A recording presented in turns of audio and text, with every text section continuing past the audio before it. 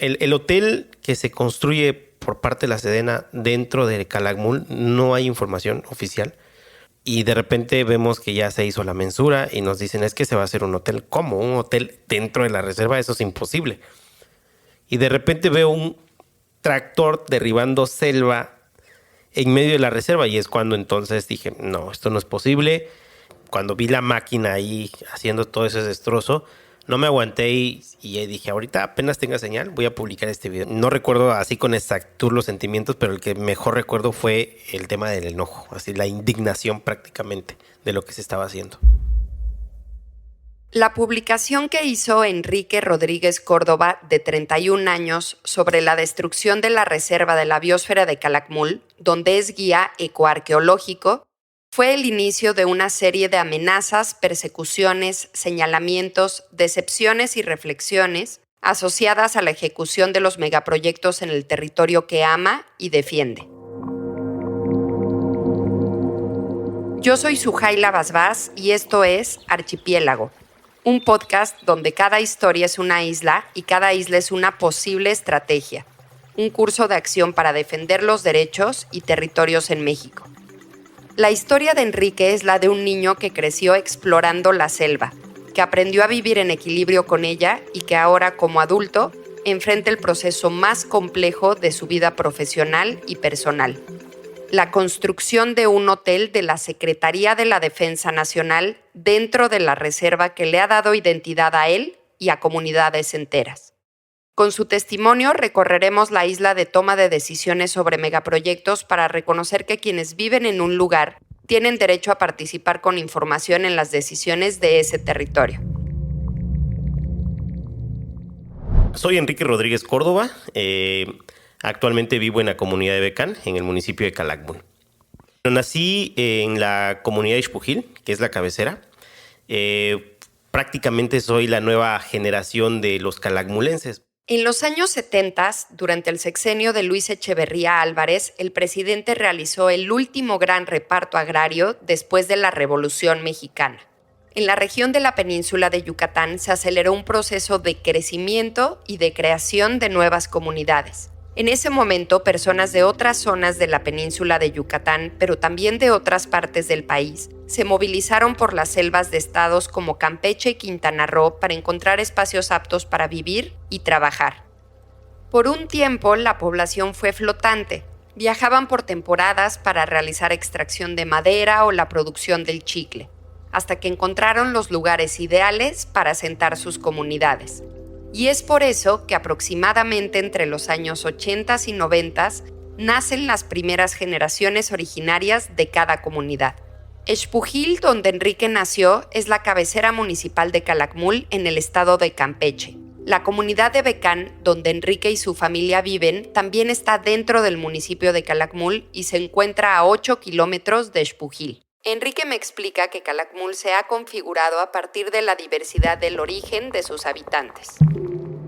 Quien diga que es originario de Calakmul está mintiendo. Todos venimos en un proceso histórico, ¿no? La familia materna de Enrique es originaria de Chiapas y su familia paterna de Poza Rica, Veracruz. Antes de establecerse en Becán, su familia, como muchas otras de la región, estuvo buscando las tierras más adecuadas para asentarse. Lugares donde la selva no les aislara, pudieran realizar actividades agrícolas y sobrellevar las sequías características de esta zona. Y de repente se forma un nuevo núcleo en Becán. Entonces había una oportunidad de tener un terreno cerca de Ixpujil y ahí tener sus hectáreas para poder producir. Y les gustó mucho, sobre todo cuando llegan a Becán, ven el tema de la zona arqueológica y dicen esto probablemente tenga un futuro y es que se establecen en ese punto. Y nosotros somos la generación que ya nace con ese arraigo de Calakmul, ¿no? De la región de Calakmul. Y sobre todo crecimos en ese contexto cuando Ixpujil todavía era una comunidad. Tiempo después del nacimiento de estas nuevas comunidades, en 1989 el Gobierno de México decreta una parte del municipio de Calakmul como área natural protegida y reserva de la biosfera. En 1993, la UNESCO la reconoce como tal al incluirla en la Red Mundial de Reservas de Biosfera. Por una parte, esto terminaría de configurar la identidad de la región. Por otro lado, trajo normativas estrictas y complejidades para varios de los poblados que recién se habían establecido, ya que quedaban dentro del perímetro del área natural protegida, y eso implicó que la tenencia de sus terrenos y parcelas entrara en disputa. El decreto de creación de la reserva estableció, por ejemplo, que las y los poseedores y propietarios estaban obligados a la conservación del área, de modo que en ciertas zonas se estableció la prohibición de colectar, cortar, extraer o destruir cualquier espécimen forestal o de la flora silvestre, y se declaró veda total a la caza y captura de la fauna. Las actividades de aprovechamiento forestal o agrícolas quedaron reservadas a ciertas zonas, modificando con ello las prácticas, modos y medios de vida de las comunidades. En ese momento, las comunidades de Calakmul tuvieron que aceptar una decisión y un proceso para los que no se les consultó previamente. Tuvieron que reconfigurar su forma de vida y sus asentamientos para pegarse al decreto del gobierno federal. La Reserva de la Biosfera se crea en esa transición de el gobierno federal tiene el impulso de proteger su frontera sur, y es cuando se desarrollan municipios como Tom Pompeyo Blanco, Calakmul, Candelaria, etc.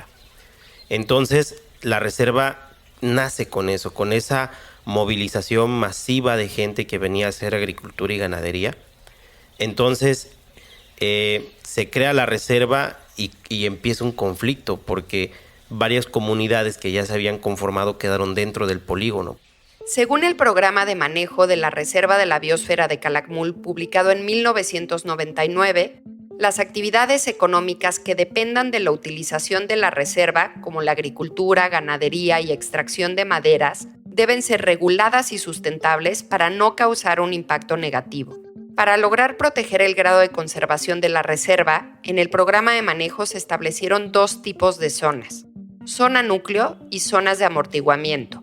El tipo de zona determina las actividades que pueden ser realizadas. Así, en la zona núcleo no es posible ejecutar obras públicas o privadas y solo es posible realizar actividades de preservación de ecosistemas, de investigación y de educación científica. En las zonas de amortiguamiento, creadas para proteger la zona núcleo del impacto exterior, es posible realizar actividades de aprovechamiento sustentable, de conservación y restauración, de ecoturismo, actividades recreativas, productivas y de servicios, así como la instalación y mantenimiento de infraestructura urbana. La Reserva de la Biosfera en algún momento se creó como en el escritorio, y en lugar de representar como un aliado o una oportunidad para que generara conciencia con los primeros habitantes de Calakmul, fue como una creación de choque. Entonces, en los años 90 se entendía la reserva como un enemigo y no como un aliado. El programa de manejo de la reserva dice tener los objetivos de 1. Lograr la conservación de sus elementos naturales con actividades que permitan el desarrollo sustentable. 2. Contribuir al establecimiento de un ordenamiento ecológico para mantener la flora y fauna a largo plazo. Y 3. Mejorar la calidad de vida de sus habitantes. Lo cierto es que el inicio fue complicado para las poblaciones. Entonces se comienza con un proceso fuerte para socializar la importancia de la reserva, y se buscaban fondos para que los ejidos que estaban dentro de las zonas núcleo, de las áreas de amortiguamiento, a todas esas comunidades que habían reubicado, participaran en proyectos ecoturísticos. El problema es que el concepto no se entendía para ese entonces. Que hoy en día la reserva pues prácticamente es como nuestro aliado, lo vemos como un lugar de oportunidad para las futuras generaciones, es como nuestro legado natural, pero este concepto lo entendemos ahora después de más de 30 años. En 2014, la Reserva de la Biosfera de Calakmul recibe el nombramiento de Bien Mixto Mundial por su valor ambiental y cultural. Fue el primero de los dos que existen en México, aunque únicamente es el 50% de la parte sur del territorio que hoy compone la reserva el espacio que obtiene ese título. Para lograr ese nuevo nombramiento, en 2013 el Gobierno de México propuso al Comité de Patrimonio Mundial la ampliación de la superficie de la reserva, de las 3,000 hectáreas originales a 331,397. Para este proceso tampoco se consultó a las comunidades de Calakmul con el derecho a la participación informada en esta decisión. Además, ni Becán, ni Espujil, ni alguna otra de las localidades de Calakmul fueron consideradas dentro de ese nombramiento de patrimonio cultural. Únicamente se consideró a las zonas arqueológicas, situación que a Enrique le parece contradictoria por la riqueza cultural, lingüística y de formas de vida que abrazan estos territorios. Desde la perspectiva UNESCO, las comunidades no pertenecemos a ese patrimonio cultural y natural. Pero desde una perspectiva calakmulense, nosotros nos sentimos como parte de ese patrimonio natural y cultural no reconocido hasta ahorita. Pero a las nuevas generaciones lo tienen muy en claro. No, es que pues, somos patrimonio cultural porque hablamos chol, porque hablamos cental, porque tenemos tradiciones, porque tenemos el tema de la medicina tradicional, porque tenemos nuestra selva. Por eso somos patrimonio natural y cultural. Pero si nos vamos a la parte técnica, tache, ¿no? Solamente es la zona arqueológica y 300,000 hectáreas y no están considerando las 723,000 hectáreas que es el polígono de la reserva. Calakmul es un municipio particular, sobre todo por sus temporadas de sequía. Los calakmulenses supieron adaptarse a esas condiciones climáticas y a conocer y aprovechar las temporadas de lluvia. Los verdaderos calakmulenses primero diseñaban su buena cisterna, como los mayas, y eso es patrimonio cultural para mí. Ahora, el patrimonio natural, pues obviamente estamos inmersos, ¿no? Tenemos una gran reserva y a veces decir gran reserva encapsulamos a la reserva de la biosfera de Calakmul con 723,000 hectáreas, que es muchísimo, es una de las más grandes del país. Pero de repente dejamos afuera las comunidades, como que, las comunidades allá, pero ellas, gracias a que estas comunidades conservan y hacen un buen manejo de su selva, la reserva de Calakmul se puede proteger. Las cisternas de los mayas eran las aguadas, cuerpos de agua que se forman con el agua de lluvia y que tienen características biofísicas que hacen impermeables los suelos. Estos humedales siguen siendo una de las principales fuentes de agua dulce para la fauna y la flora. Enrique y su familia aprendieron a sobrellevar las sequías, se volvieron parte de esas comunidades. Se quedaron en Calakmul. Bueno, mi relación con la selva es que siento que nací en ella. Jugábamos con las tarántulas y nuestros papás pensando que estábamos con el vecinito y nosotros a 1 kilómetro selva adentro, ¿no? Con 6, 7 niños de 7, 8 años haciendo travesuras en la selva y demás, ahí corriendo detrás de lagartijas, de ardillas. Y todo ese contexto selvático, de cierta manera, te va generando esa apropiación de... Sientes ese arraigo y esa pasión por donde vives y vas agarrando respeto. Pero eso te va generando que entiendas en dónde estás parado. Porque, insisto, nuestros papás sí nos enseñaban cómo hacer milpa, cómo quemar la selva. Y nosotros de manera intuitiva estábamos aprendiendo a entender en dónde estábamos parados. A los 10 años ya deberías de ser adulto. O sea, ya te trataban como hombre. O sea, ya no te dejaban jugar mucho, sino que, oye, venme a ayudar, carga esto. Y te iban entrenando para que a los 15 años yo ya supiera cazar y ya supiera trabajar. Porque igual en esa época, en los años 90, era como, ok, a los 15 años te casas. La población de Calakmul, además de la siembra y cosecha para el autosustento, realizaba diversas actividades económicas para subsistir. Aunque la principal en la zona era la agricultura, el padre de Enrique pasó de ser chiclero a mecánico automotriz. Aún así, conocer y aprovechar la riqueza de la selva se consideraba primordial y había que prepararse para ello. Aprendías todos los elementos para subsistir en la selva. O sea, prácticamente te preparaban como ser humano para poder sobrevivir en el entorno. Y eran como que las enseñanzas básicas, ¿no? Oler, observar tanto la selva como tu entorno. Obviamente también tenías que aprender a cocinar, porque de repente mi mamá decía, Enrique, ven, haz las tortillas o haz esto. Y en un principio no me gustaba, sinceramente. Pero de ahí me decía, sí, porque cuando te toque ir a la selva y tengas que dormir allá, tú ya sabes cocinar. Y si te pierdes, tú ya sabes cocinar. Y lo mismo pasaba por ejemplo, con las plantas medicinales. Aunque ahora la dinámica del municipio y de las distintas comunidades ha cambiado, a inicios de los 2000, cuando Enrique era un niño, aún se esperaba que los hombres de la comunidad aprendieran a cazar desde muy jóvenes para garantizar el sustento y alimento de sus familias. Todo buen calakmulense tiene que saber cazar. Entonces, a nosotros, en su momento, desde muy niños, nos decían, Enrique, cuando te toque ir a la selva, vas a cazar tu venado. Yo le tenía un miedo a las serpientes. Entonces me decían, ¿cómo vas a ir a la selva teniéndole miedo a las serpientes? Entonces, cada vez que mataban una serpiente, me la colocaban en el cuello, me las hacían tocarlas casi vivas, ¿no? Solo le golpeaban la cabeza ya muertas y moviéndose la serpiente yo la tenía que cargar. Me acuerdo que yo pegaba unos gritos, pero era un proceso de entrenamiento para no tener miedo al momento de ir a la selva. Nos enseñaban cómo funciona un rifle, cómo se carga, cómo se dispara. Y uno de esos procesos de entrenamiento me dice mi papá, Enrique, ya llegaste a la edad de que me vas a acompañar a la selva. Era momento de llevar el entrenamiento de Enrique a la práctica, de salir a probar suerte en la selva junto a su padre para aprender a sobrevivir y a vivir del territorio. Y recuerdo que tenía más o menos como 10 años y solamente con mi papá. Entonces caminamos por muchos kilómetros, aproximadamente 4 kilómetros. Recuerdo que salimos a las 4 de la tarde, todavía estaba el sol, y empezamos a caminar por callejones. Los callejones pues son lugares donde la gente ya hizo milpa, son arbustos, y de repente veía cómo la selva iba creciendo hasta que ya entrando la noche ya la selva se cierra por completo y mi papá no prendía la lámpara, ¿no? Y todavía medio veíamos y yo, híjole, la serpiente, ¿no? Y no, quítate ese miedo, ¿no? Jugando, ¿no?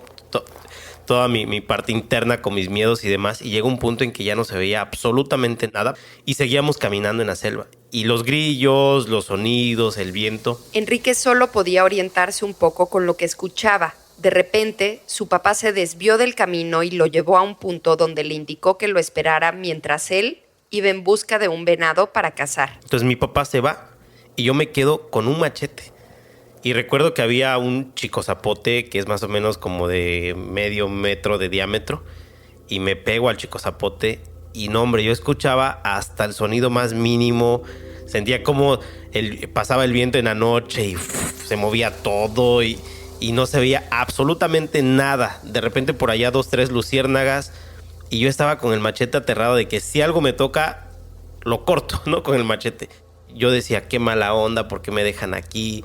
No se vale, pero no entendía que era el proceso del entrenamiento para eliminar los miedos, porque así como mi papá se fue solo con el rifle, en algún momento me iba a tocar y estuve con esa tortura casi por hora y media. La espera se sentía eterna, cuando de pronto... A lo lejos se escucha el balazo. ¡Pah! Y fue así como que, ¿no? La esperanza de que por fin mi papá va a regresar a buscarme. Luego de casi 2 horas solo en la selva y en completa obscuridad, el papá de Enrique regresó arrastrando un venado. Juntos le quitaron las vísceras y cargaron al inmenso animal de vuelta hasta el poblado. De regreso todo ese trayecto hasta llegar a la casa y llegué yo muerto. Y entonces alinean el venado y demás y a todos les toca y a nosotros, a la familia, nosotros 1 kilo nada más. Y yo así molesto decía, pero ¿por qué si nosotros lo cargamos, nosotros sufrimos y nos toca como 1 kilito de carne? Y yo estaba así intrigado y al día siguiente mi papá me dice, bueno, es que de eso se trata, Enrique, de que la comida que llega aquí se reparte. Porque ¿qué vas a hacer con un venado grande? Se va a podrir y la comida se tiene que repartir.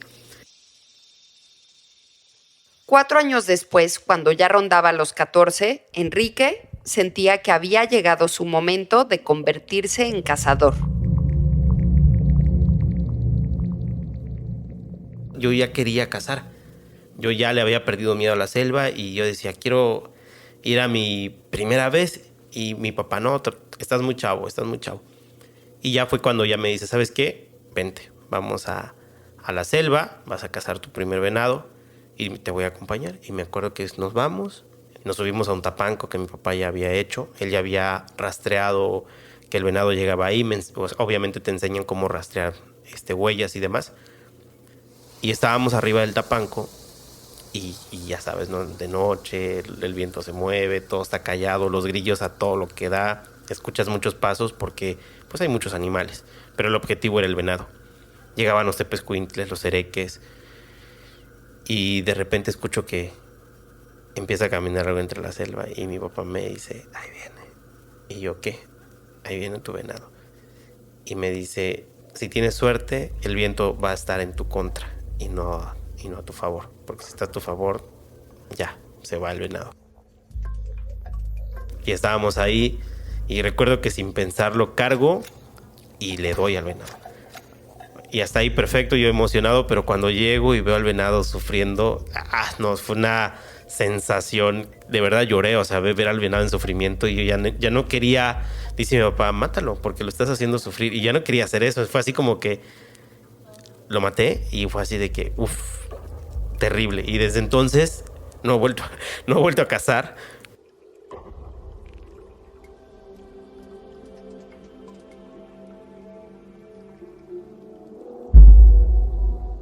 Enrique creció con la tradición cazadora de su familia y con la forma que su comunidad le enseñó de aprovechar la selva. Por ejemplo, haciendo quemas para crear nuevas áreas de siembra o extrayendo maderas. Pero para Enrique la relación con la selva fue distinta. Las habilidades que aprendió y desarrolló y su cercanía curiosa y sensible con la naturaleza le hicieron configurar un modo de vida propio como guía de la reserva de Calakmul.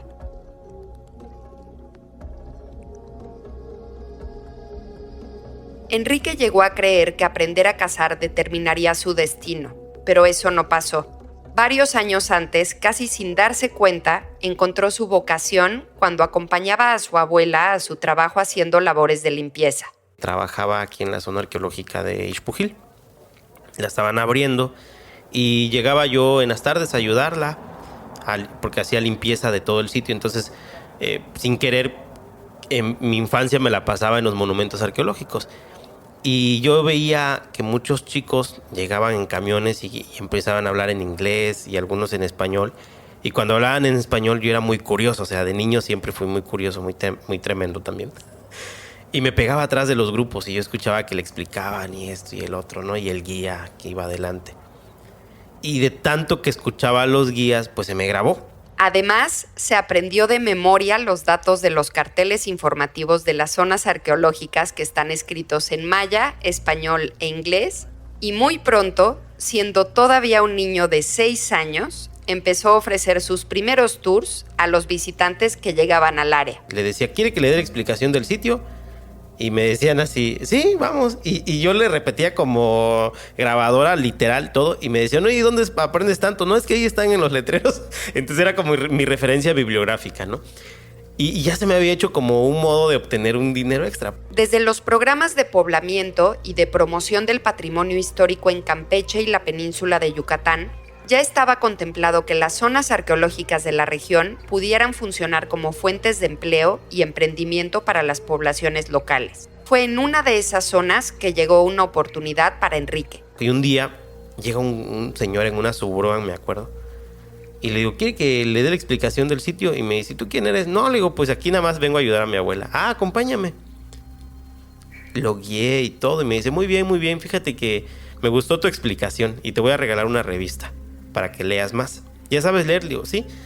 A ver, léeme este folleto. Y se lo leí. Ahí fue donde conocí por primera vez la revista de arqueología mexicana y me regaló la que salió en 1999. Me acuerdo perfectamente y fue la de La Gran Urbe de Calakmul, se llamaba. Y me la regala, ¿no? Y me dice, oye, Enrique, eres muy vivito y ¿por qué no vas a un curso ahí en tu comunidad? ¿Tú eres de Becán? Le digo, sí, pero viajo todos los días con mi abuela para acá. ¿Por qué no vas a un curso de niños custodios? Que estamos enseñándole muchas cosas. Y bueno, al día siguiente, en lugar de ir con mi abuela, me fui al curso.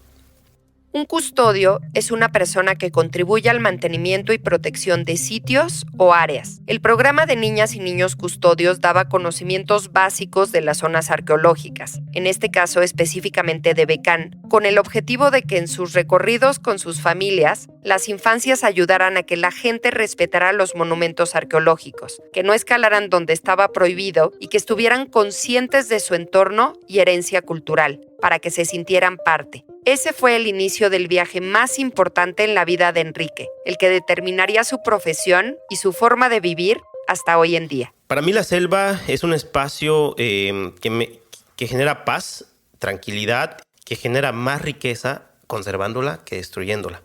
Y lo aprendí de mi familia que se dedicaba a destruir la selva para poder llevar la comida a la mesa. Entonces para mí la selva representa una oportunidad, pero para poder aprovechar esa oportunidad primero hay que entenderla Y si la entendemos, le vamos a sacar mucho provecho, más de la que pensamos. Al terminar la preparatoria, Enrique se convirtió en el primer guía certificado en la NOM 08 de Calakmul, que es una formación y certificación para ser guía general otorgada por la Secretaría de Turismo. Él tenía 18 años y ya lo conocían como el niño guía. Decidió estudiar lengua inglesa para poder dar recorridos por la reserva en diferentes idiomas, pero eventualmente dejó esa carrera para ir a estudiar a la recién inaugurada licenciatura en turismo en Chetumal. Así, la sabiduría que encontró en la selva, en sus juegos de niño, en su entrenamiento como cazador, en la manera de ganarse el sustento de su comunidad, se transformó. Ese conocimiento de mi familia, pues más que utilizarlos como por un medio de acabar con la selva, entendí que había otra forma de obtener beneficios de la selva. Si nosotros entendemos la selva, podemos poder subsistir como los mayas lo hicieron en algún momento, pero que también cometieron el error de sobreexplotar todos estos temas. Con eso en mente, Enrique se ha dedicado a hacer recorridos en la reserva de Calakmul casi todos los días por 25 años. Yo antes de dar un recorrido primero me emociono. O sea, me levanto a las 3 de la mañana, dependiendo del tipo de recorrido que es. Me baño o preparo mi desayuno y ya estoy comiendo y estoy pensando, me estoy emocionando cómo voy a hacer el recorrido. Me estoy emocionando previamente. Porque la emoción y el sentimiento lo tienes que transmitir. Porque si llego a un recorrido así, sí, esta es la estructura, no transmito. Entonces, siempre me ha encantado transmitir mis emociones cuando me escuchan, sobre todo en un recorrido.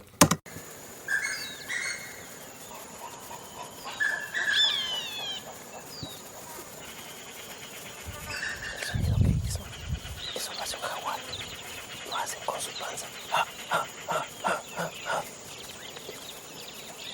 Cuando el jaguar está descansando, empieza a ser como si fuese como lo que escuchas ahorita, como un ganso, como un ave, y hace eso.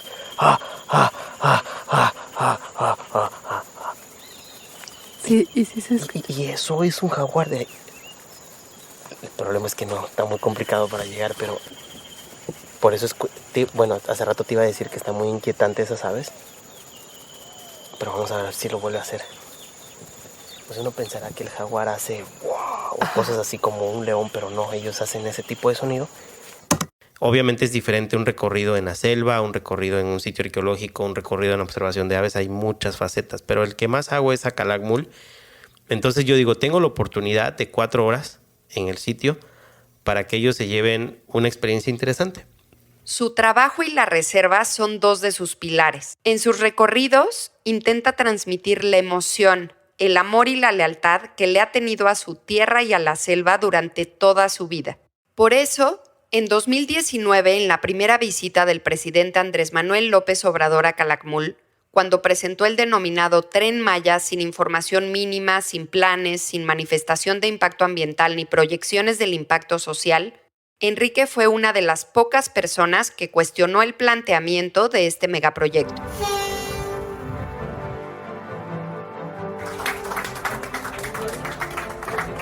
Este proyecto que era un sueño, hoy es una realidad. Entonces, bueno, para no hacer cansado el tema, el gobierno pregunta, a ver, ¿quiénes están de acuerdo que el proyecto del Tren Maya se ejecute? ¿No? Y todo el mundo levanta la mano, ¿no? Y a ver, aquí a mano alzada, ¿quiénes no están de acuerdo que el proyecto del Tren Maya se ejecute? Y recuerdo que fuimos personas así, en medio del montón. A la persona que tenía más cerca y vi fue a la señora Carmen Salgado, que levanta la mano, y yo me levanté también. Para Enrique es muy importante señalar que él no está en contra de la construcción del Tren Maya ni del turismo. En ese momento simplemente tenía dudas y preocupación por los posibles daños a la reserva y a la selva. Y dicen, esos son pseudoambientalistas, son de derecha disfrazados de ambientalistas. Recuerdo muy bien la frase.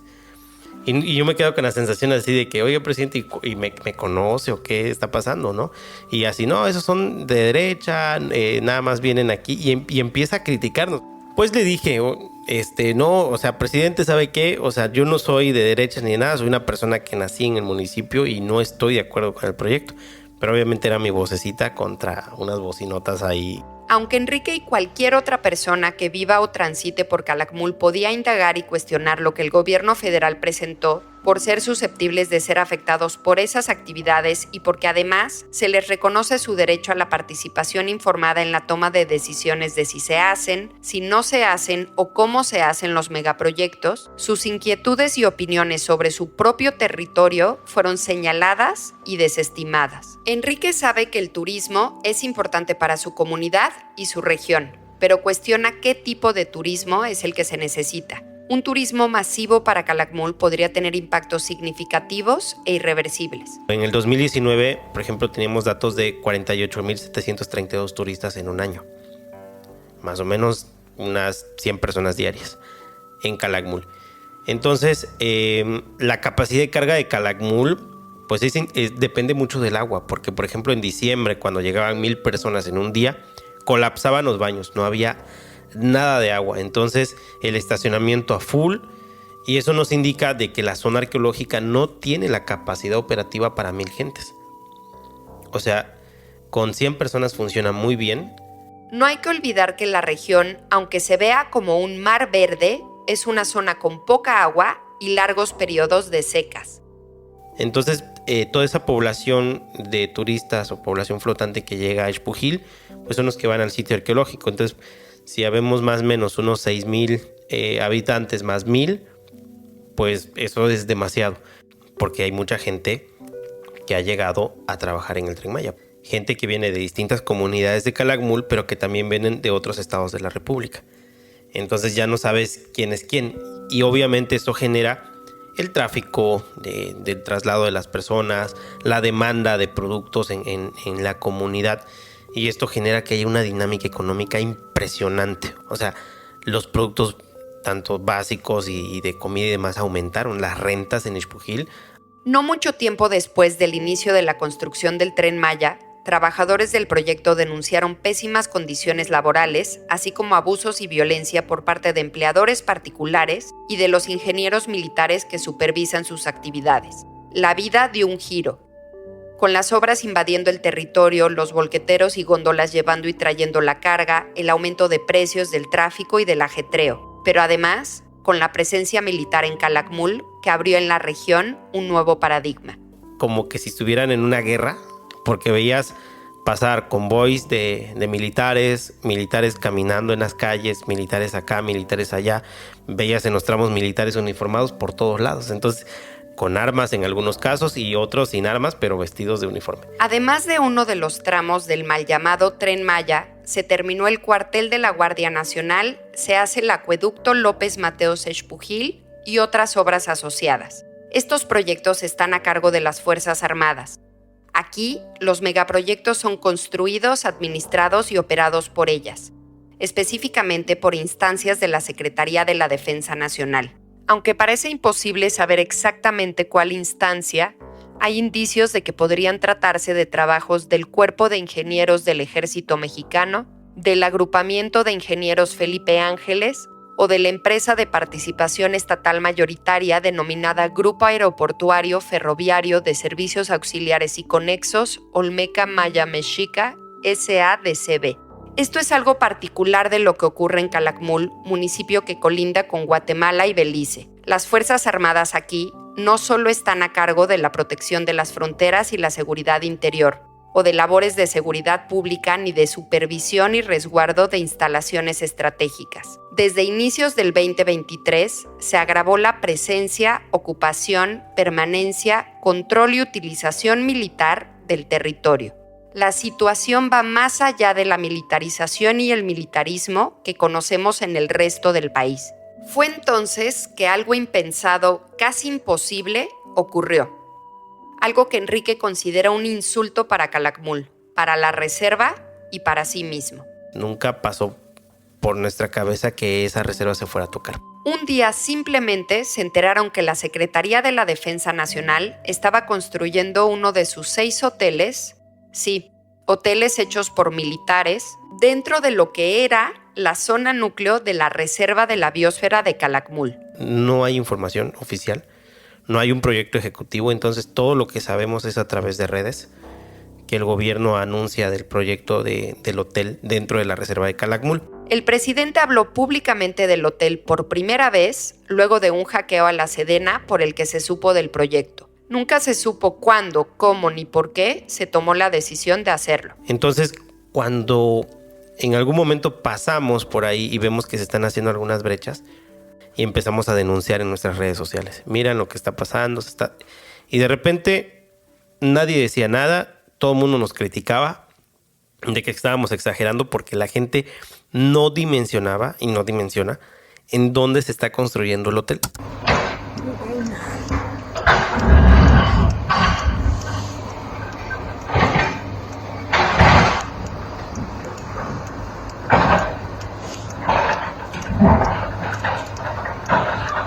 Desde mi punto de vista, desde que yo vi la construcción del hotel, se me hizo un insulto a todo lo que se había promovido del cuidado de la reserva y demás. Entonces todo lo que se decía y se hacía, para mí eso ya quedó obsoleto. O sea, desde que se construye un hotel es como un insulto a la conservación de Calakmul. O sea, porque nosotros los locales hemos sido restringidos en muchos permisos, en muchas cuestiones, y de repente al gobierno federal se le autoriza todo, incluso para hacer un hotel en medio de la reserva.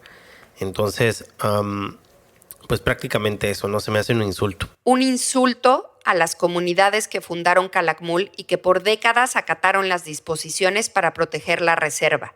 Un insulto a la selva. Esta también fue una burla al programa de manejo que en sus lineamientos para la inspección y vigilancia contemplaba que el resguardo de la reserva ante actividades que atenten contra su integridad ecológica es responsabilidad tanto de las autoridades federales, estatales, municipales y de la propia área natural protegida, como de cuerpos comunitarios voluntarios que pueden involucrarse mediante la vigilancia honoraria y la autorregulación. En sentido estricto, hacer la denuncia pública que hizo Enrique no solo era su derecho, sino también un deber ciudadano. Sin embargo, eso marcó el comienzo de una compleja situación. Cuando empecé a hablar del famoso hotel en mis redes sociales, de repente tenía un militar en una esquina, otro militar en otra esquina, una camioneta enfrente, y llegaban amigos y familiares y me decían, oye Enrique, ¿qué onda contigo? ¿Estás bien cuidado? Ah, sí, le digo, me están cuidando. Para entender por qué había militares en el poblado en el que vivía Enrique, es importante comprender que acá, en esta parte del país, los militares tienen distintos roles en el contexto de la realización de megaproyectos. Son patrones, son socios, son vecinos, son clientes, son proveedores y son parientes. Las consecuencias de esos roles alteran todos los aspectos de la vida cotidiana, de la vida en común. De repente la dinámica cambia, ¿no? De repente vemos muchos uniformados. Por ejemplo, en mi caso, en la casa yo me sentía, entre comillas, protegido. Luego de la publicación de los videos, su casa dejó de sentirse así. Al tener tantos militares alrededor, yo me sentí intimidado, sinceramente, porque yo no sabía si esos militares estaban cuidando el área, el espacio, porque de donde vivo sí están enfrente, pero no tienen que hacer nada en mi calle prácticamente. O sea, ellos están cruzando la calle y si están cuidando su espacio tienen que estar del otro lado de la calle, no en mi patio. Enrique comenzó a vivir violencia institucional por actos y omisiones de militares y policías que se conducían de manera abusiva y arbitraria. Bueno, en total, así como tal, detenciones fueron como más de 5. Más de 5 solo en el transcurso de los primeros meses del 2023. La última sí fue un poco complicada. Recuerdo que ese día fui a una tienda de abarrotes y entonces se me ocurrió dar una vuelta por la comunidad. Y entonces iba cuando de repente veo una camioneta que venía a alta velocidad y yo dije, mira este loco. Y se me cierra enfrente y de repente veo que llegan los municipales, los estatales, los judiciales, incluso un convoy de militares. Y todos me rodeaban así armados, ¿no? Y con sus armas. Y yo así de, ¿qué está pasando? Y me dicen, bájate del carro. Y yo, ¿por qué? Bájate del carro. A ver, oficial, le digo, tranquilo, ¿qué está pasando? No me estoy resistiendo, me voy a bajar del carro, explíqueme qué está pasando. Un policía dijo que estaban intentando localizar un vehículo rojo con armas y que el suyo había sido reportado. Le digo, ok, me voy a bajar, pero voy a observar qué van a hacer. No, vete de este lado. Y me querían pasar atrás de una camioneta. Y les digo, no, aquí voy a ver qué van a hacer porque no vaya a ser que ustedes vayan a poner algo. ¿Estás diciendo que te vamos a poner algo? Le digo, todo puede pasar, pero aquí me voy a quedar. Y sí me puse un poco pesado y la gente de alrededor salen de sus casas porque estaban en una colonia de Ixpujil y todo el mundo saliendo a ver qué estaba pasando y demás. Y me dicen, a ver, pégate aquí al coche, te vamos a revisar. Revísenme, no pasa nada. Nada más no agarre mi cartera. ¿Qué tienes en la cartera? Pues dinero, le digo. En ese momento, Enrique cambió la estrategia. Comenzó a bromear con los policías y militares que lo revisaban, pero seguía muy atento a cada uno de sus movimientos. Y de repente, yo muy atento a lo que entró un militar, recuerdo, un ministerial y un estatal atrás. Revisaron la cajuela y nada, y ya de repente, como no encontraron nada, y yo estaba muy pendiente, ok, vamos a subir a la base de datos tu vehículo. ¿Base de datos de qué? No, nada más para ver que no se ha robado. Adelante, el carro tiene sus papeles, aquí está. Luego no te dan unas placas, no te dan una tarjeta de circulación si un vehículo es robado, pero adelante. Y ya me verificaron todos los documentos, mi licencia obviamente, me subieron ahí a un portal, escanearon mis documentos y demás. Y bueno, hagan su trabajo. No puse ninguna resistencia, yo traté de mantener la calma.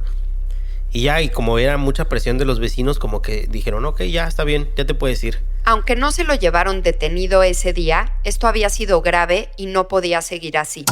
Hola amigos, ¿cómo están? Les saluda Quique. Bueno, hago este pequeño videito porque he recibido amenazas, me han insultado y demás en mis redes sociales por manifestarme por el tema del hotel que se está haciendo en medio de la reserva de la biosfera. Y bueno, a decirle a todos esos amigos que están enojados que yo no me estoy manifestando en contra del...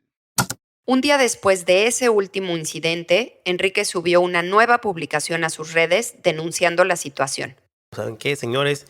No es la primera vez, ya me han detenido. Y obviamente aprovechando que mucha gente me había visto detenido ahí, pues aproveché dar ese anuncio en mis redes sociales con un video. Lo hice porque yo dije, si ya me han detenido 5 veces, no vaya a ser que en alguna de esas me quieran golpear y me agarren en un mal momento o algo. Yo ya me sentía vulnerable. Entonces lo que hice fue para protegerme prácticamente, evidenciar lo que me estaba pasando. Además de las afectaciones a esta área natural protegida, a la reserva de la biosfera de Calakmul, el Hotel de la Sedena, aunque no se sabe si será una instalación militar, sí implica la realización de actividades militares en territorios de pueblos indígenas, por lo que para hacerlo era obligatorio que el Estado mexicano hubiera obtenido el consentimiento libre, previo e informado con conocimiento de causa de los sujetos colectivos que pueden ser afectados, es decir, de esa multiplicidad y diversidad de pueblos en Calakmul que no fueron informados, ni consultados, ni participaron y mucho menos dieron su consentimiento para hacer este proyecto, para hacer el hotel militar. Fui muy puntual de que yo no estoy en contra del proyecto del Tren Maya, simplemente estoy en contra del hotel que están haciendo dentro de la reserva, y si por eso me van a amenazar, adelante, que yo no les tenía miedo, pero que sí me habían detenido ya varias veces por el simple hecho de denunciar un hotel.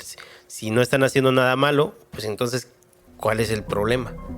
La participación informada en la toma de decisiones sobre megaproyectos no debería implicar riesgo alguno para quienes ejercen su derecho y para quienes se involucran en decisiones sobre obras o proyectos que se dicen de interés público, pero que excluyen al público. Somos personas locales que entendemos muy bien cómo funciona todo nuestro ecosistema y de que a veces decisiones que tienen intereses económicos de repente no tienen la capacidad de análisis para ver el impacto negativo que pudieran generarse con estas acciones. Las dudas sobre el hotel son muchas. ¿Por qué la Sedena construye hoteles y promueve el turismo? ¿Con qué facultades, atribuciones y competencias? ¿Con qué presupuesto? ¿De dónde vienen los recursos? ¿Por qué hacer un hotel en Calakmul como si fuera lo mismo que hacerlo en Chichén Itzá o en Itzná, que no son áreas naturales protegidas? ¿Cómo va a funcionar el hotel? ¿Quién se podrá hospedar? ¿Cómo se van a proveer los servicios de agua potable, luz eléctrica y drenaje? ¿Cómo se va a prevenir y mitigar el impacto de la masificación de visitantes y trabajadores en el sitio arqueológico?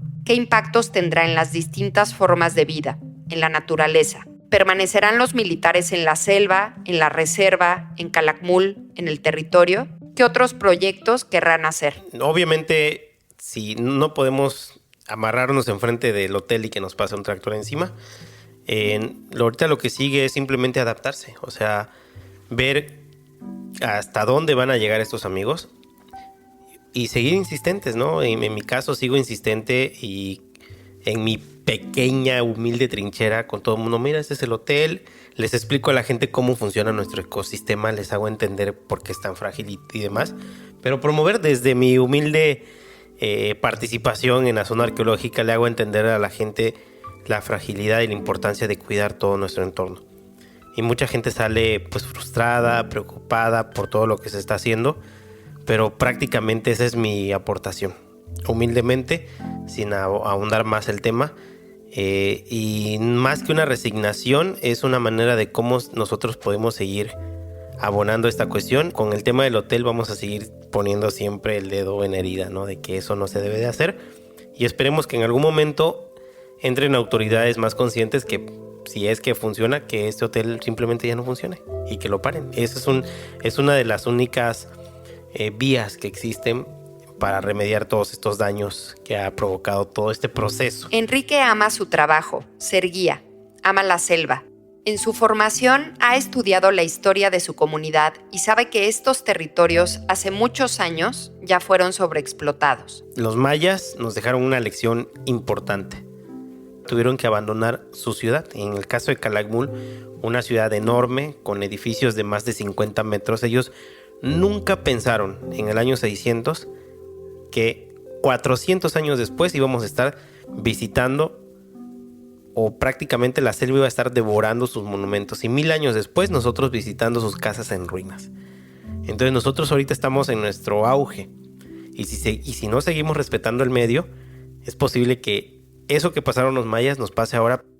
Me quedo pensando en esa imagen, en cómo será para quienes vengan en un futuro a ver su pasado, nuestro presente, nuestras ruinas. Pero quiero creer que esta vez podría ser diferente. Calakmul es un municipio joven. Y como somos un municipio joven, de repente no todos pensamos igual. Tenemos aciertos y fracasos como todo joven. Y es por eso que a la hora de defender el patrimonio, o estamos asustados, o no queremos, o simplemente no sabemos. El detalle es de que nosotros nos estamos agarrando compromisos fuertes con el tema de aceptar un megaproyecto que puede cambiar nuestra vida radicalmente. Y el problema es que si no estamos preparados, educados para tener la responsabilidad de ejecutar estos proyectos, puede ser nuestro fracaso, pero también, o puede ser nuestro éxito. Estamos en un punto importante que puede repercutir para las próximas generaciones del municipio de Calakmul, o sea, para bien o para mal.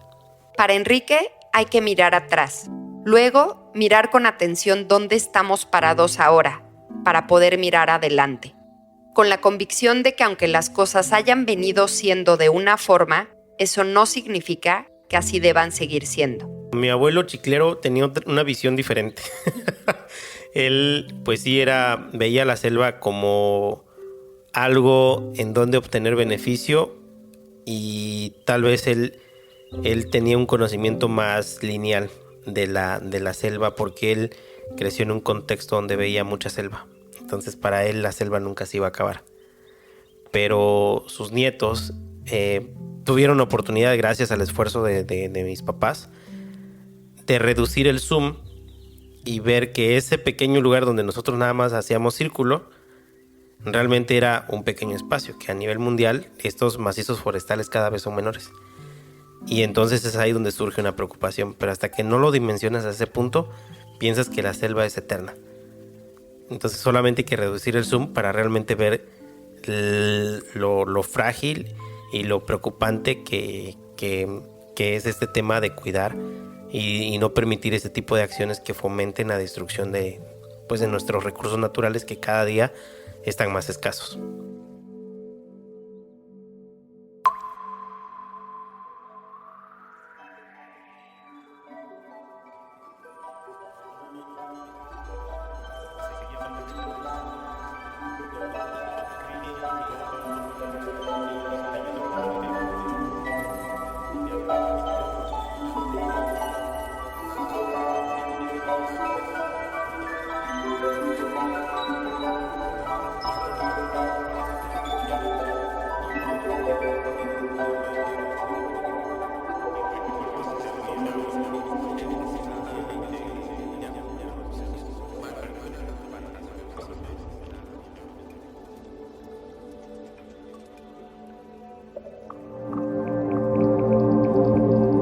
Este fue el último episodio de la primera temporada de Archipiélago. Agradecemos a cada uno, cada una de las personas que confiaron en nosotras y nos sentimos honradas de haber contribuido a que se compartan sus historias con las que nos identificamos e inspiramos. Archipiélago es un podcast de la iniciativa Que Sepan Que Sabemos para disminuir las asimetrías de información y poder para la toma de decisiones ante megaproyectos y la defensa de los derechos humanos y del territorio de la organización Cohesión Comunitaria e Innovación Social. Yo soy Suhaila Basbás, directora general de CCIS y estoy a cargo de la dirección de este podcast. Con Katia Puga hicimos la planeación e investigación. La producción y guiones son de Mitzi Pineda y Maggie Moret, quien también hizo el fact-checking. El diseño sonoro es de Vicente Romo y la edición es de Fernanda Guzmán. Las ilustraciones son de María Belén Quirós y la comunicación es de Jocelyn Soto. Gracias a toda la equipa por hacer posible esta andanza. CCIS recibe financiamiento de la Fundación W.K. Kellogg para implementar la iniciativa Que Sepan Que Sabemos en la península de Yucatán, en la que creamos este podcast. Si quieres conocer mejor la herramienta del archipiélago para la defensa de derechos y territorios y el resto de la iniciativa, visita nuestro sitio web www.quesepanquesabemos.com y si te gustó este podcast, compártelo y coméntalo. Puedes encontrar las 10 historias que conforman este archipiélago en donde sea que escuches tus podcasts.